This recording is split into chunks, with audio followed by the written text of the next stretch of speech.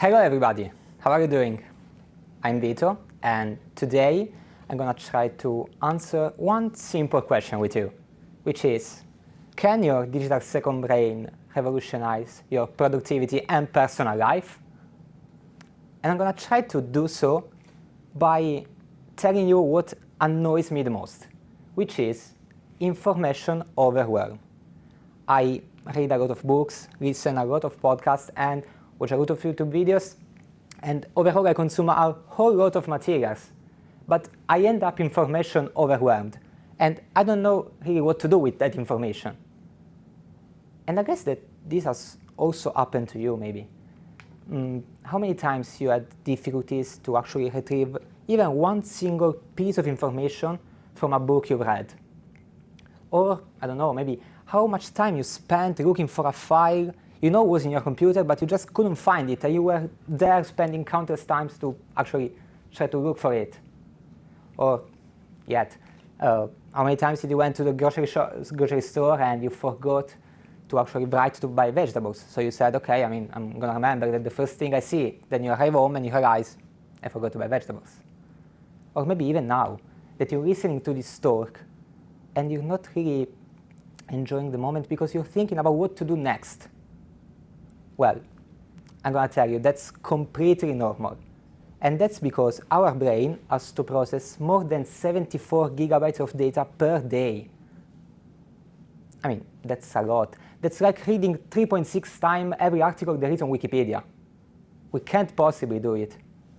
And since we have still no chip from Elon Musk to put in our brain to unlock the full potential, we have to find other solution. Because our brain is not for having ideas. It's not for holding ideas, sorry. It's for having them. Therefore, there is just one solution, which is, as Tiago Forte theorized, having a digital second brain. Now, what's a digital second brain? Well, imagine that everything you have to do is scheduled.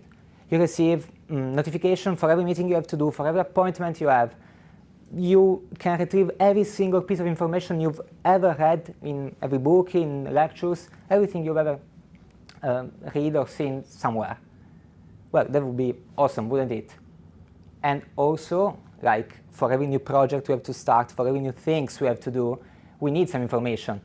And that second brain could provide us with some information to actually allow us to not start from scratch, but to start from something, to get right into the action, and to focus on what really matters, which is the strategic thinking, which is the creative part. Well, I've been using the second brain for some time now, and obviously I'm not going to tell you how I used it to graduate from the best school of engineering in Italy in time while doing 2 internships, running 2 startups. I'm not going to tell you how I actually am the president of the TEDx Student Finance Club, holding a perfect GPA from EDHEC. I'm not here to brag, I'm here to tell you how to actually build this second brain. Well, to do so, you need 4 things. And they're very simple.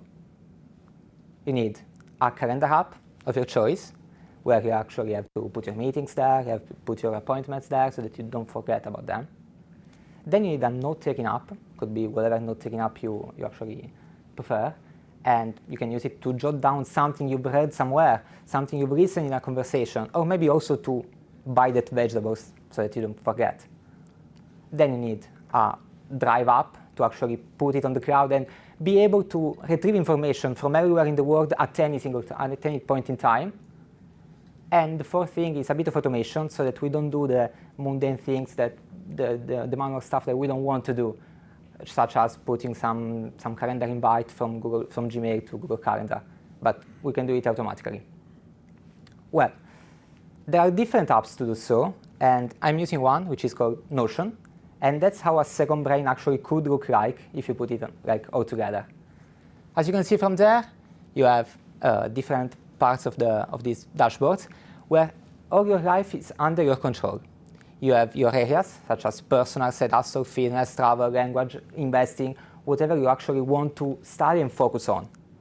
Then I was saying before, you have a calendar app, and you have all your projects there.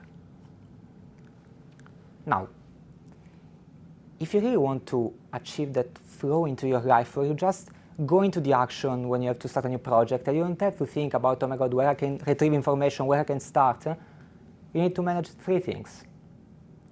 The first one, for students, is the university part. For workers, is the job. The second thing is some very important project you have going on in your life. Could be a side hustle, could be, in my case, it's my club, could be, I don't know, your households, or anything that's very important that requires a huge part of your time. And the third thing is actually your personal life, the thing that you like to do, the thing that about yourself that you like to track and keep information on. So let's see how I actually am doing it. As you can see from here, that's how I'm managing my life at university, at TEDx, and that's how my courses are structured.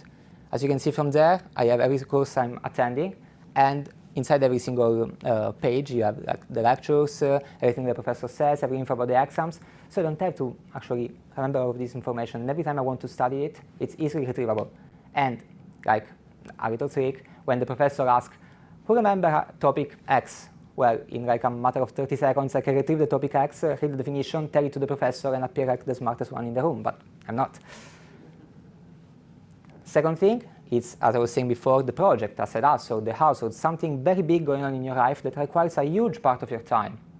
In my case, it's the club, and as you can see from there, there is a Kanban board that we are using with the members of the club to actually understand what we have to do, what are the deadlines, who's responsible for it, what's the status of that, so we don't actually have to think about what things we have to do. We plan this at the beginning of the year, and until the end of the year, we know at every single point in time what we have to accomplish. Same thing with the meetings. How many times it has happened to you that you were in a meeting, maybe 2 hours long, and then at the end of the meeting you don't actually remember what are the takeaways, or what did you talk about? Well, you can put them on Notion, write about the meetings, write the key takeaways, and write who was in the call, so that if some information is missing, you can just go to them and ask for it. And the third thing, as I was saying, is actually your personal life. As you can see from here, I like to read books, so I like to keep track of all the books I've read. And I can easily retrieve information about them, so I don't have to reread the whole book every time I want to know something from a specific topic. But I just can go there and read the summary, 5 minutes, I know what the book was about. Same thing for like my personal schedule, my habits. I like to keep track of how many times I do skincare, how many times I go to the gym, how many times I study for a specific exam. That's there. Now, I know what you may be thinking. Oh, and that's like an extra for some students that's there. Basically, this is what I use to actually keep track of my job, of my application, of the association I'm in. So as you can see from there, I can track my position, the place, the date of change in status, who are my contacts, so I know at every point in time what I have to do for that specific job position or that specific association. Now, I know what you may be thinking. That's like a lot of information, that's a lot of things. I have never used Notion. How can I actually start on it? Do I really need all of the templates? Well, you don't. It's much easier than that. You can actually build to arrive at that level, but you don't need that level to start. You just need one simple thing, which is called the PARA method. PARA method was theorized by Tiago Forte and stands for Project, Area, Resource, and Archive. And it's some method to store your information, wherever you prefer, so that you can actually retrieve that information in a very easy way. Let's see together how actually I use the PARA method. That's my Notion on the right, and that's my drive on the left. As you can see on the left, I have the different folders, like Project, Area, Resource, and Archive. And on the right, that's my Notion with the same column for Project, Area, Resource, and Archive. Now, what are projects? Projects, it's something very actionable that has a deadline and has a series of tasks to do to be completed.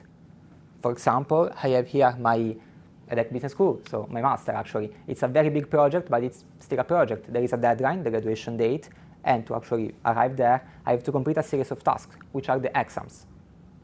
Second thing is French. I'm learning French because I know I want to work in France. I will work in France, therefore I have a deadline and I know what to have to study to actually be able to arrive to a fluency level that I like.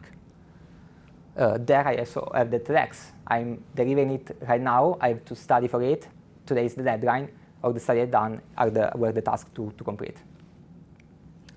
Second area is area, which is something less actionable than the project, that do not have a specific deadline, but it's just something that you're like passionate about, you like to research about, you like to read about, but you know that you may be using it sometime like in your close life.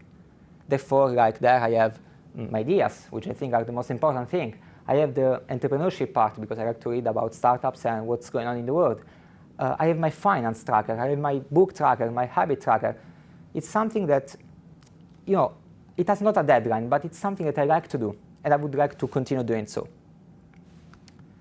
And then we have the resources, of which you have to think like something that's not actionable at all, that you don't need. It's like random information, random ideas, random things you've learned on the web, you've seen on YouTube, wherever.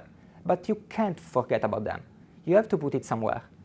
Just passing the ring, it's very simple. But sometime in the future, you may start a new project, you may start a new area, and you may need some information to start. So you don't start from scratch, you start from the resources, you take information from there and you put them in the project. It's much easier. And the fourth one is the archive. Well, the archive is just to actually declutter your view so that all the projects you've completed are not there, but you actually put them in the archive because maybe they can be useful in the future, but not now. Now, I may give you all my templates and tell you, use them. I may share with you my Notion, but that's not the purpose of this talk. The purpose of it is to actually encourage you to go out there and to look for the second brain, to look for something that could work for you, to document yourself, because as our first brain functions different from each other, also our second brain has to function differently. Therefore, I exhort you to do research, to find something that works for you. In conclusion, our digital second brain really holds the key to a new era of productivity and personal organization. By understanding its capabilities and implementing the strategic stuff that the second brain could do, we can really navigate the complexity of the modern world with ease. Therefore, let's embrace the digital revolution and let's see the technology not just as a tool, but as a trusted partner in the pursuit of a more productive, meaningful, and organized life. Thank you so much.